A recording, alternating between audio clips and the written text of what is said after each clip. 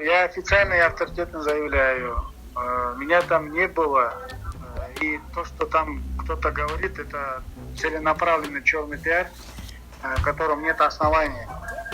Может быть, он чем-то на меня похож думает, но он даже на меня не похож. У меня, во-первых, такого живота нету, блин, как там указано. И там вообще, по-моему, там рыжий какой-то мальчик стоит.